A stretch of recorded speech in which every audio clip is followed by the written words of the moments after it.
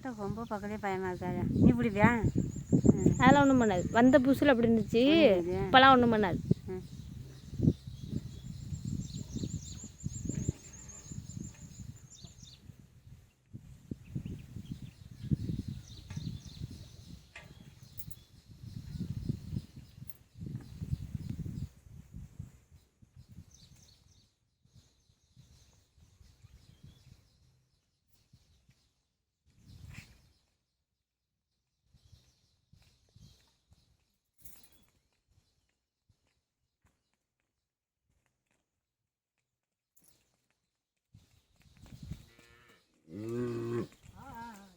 கண்ணுக்குட்டி கூப்பிடுது பாட்டிலேருந்து.